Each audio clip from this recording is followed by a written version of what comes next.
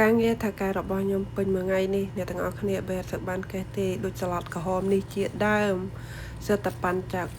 ផ្លេកចឹងណាអ្នកទាំងអស់គ្នាថាសាឡាត់ក្រហមហ្នឹងទៅផ្លេកដល់ពេលងាកទៅ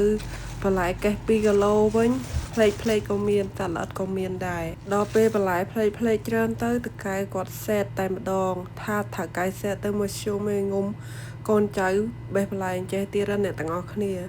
អត់សូវមានកម្លាំងទេព្រោះបន្លែបេះទៅអត់ល្អចឹងណាបើនិយាយពីឈីការីនេះវិញបេះពេលព្រឹកហើយសត្វសត្វល្អិតច្រើនមែនតែនដល់ពេល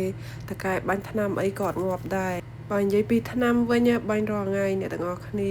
អត់ដឹងថាមូលហេតុអីសត្វល្អិតក៏នៅតែមានច្រើនហើយអាផ្លេកហ្នឹងក៏សបោអាណិតតកែដែរតែមិនដឹងធ្វើម៉េចព្រោះថាធ្វើការនេះយកប្រាក់ខែ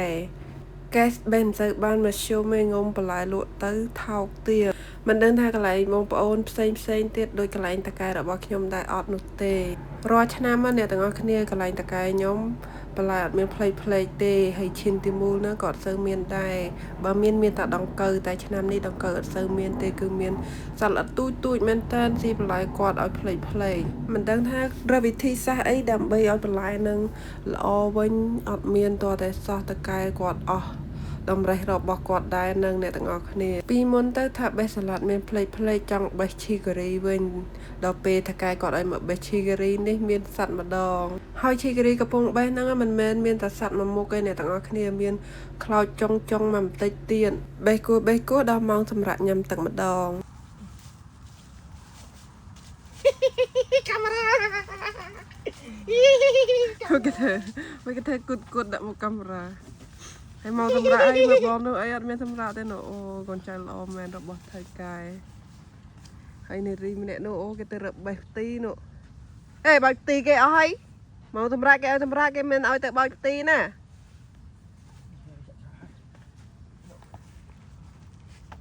មកសម្រាប់ញ៉ាំទៅមានខាត់បងតាអូនវើយនិយាយឡើងក៏ខិចដាក់វីដេអូគេអាប៉ែនេះចាំមកនិយាយទៅណានោះគេញ៉ាំទឹកគេមិនឲ្យយកទៅចាក់ចោលណាចាំបងប្អូនមើលបារម្ភអ្នកនេះប្លែកមែនមិនទៅកាត់រៀបទៅតឹងតាមគេស្អាតស្មើ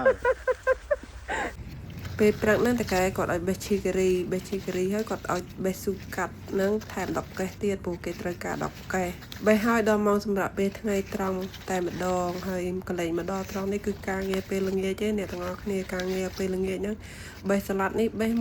មើលថាមានផ្លេកដែរអត់មកល្ងាចនេះបេះមានបានកេសច្រើនណាបេះបានតែប្រមាណកេសអញ្ចឹងទៅត្រូវតែមើលបើអត់មើលទេផ្លេកដោយទៅច្រើនអញ្ចឹងអ្នកទាំងអស់គ្នាគេបញ្ជូនកេសនឹងត្រឡប់មកវិញហើយអញ្ចឹងបានថាបន្លែអត់សូវល្អហើយកេសបេះអត់សូវបានដល់ពេលកេសបេះបានហើយលក់អត់សូវបានថ្លៃអញ្ចឹងដឹងថាកន្លែងបងប្អូនផ្សេងនឹងមានផ្លេកដូចកន្លែងតកែខ្ញុំដែរអត់កន្លែងតកែខ្ញុំផ្លេកចេះអត់យកទេ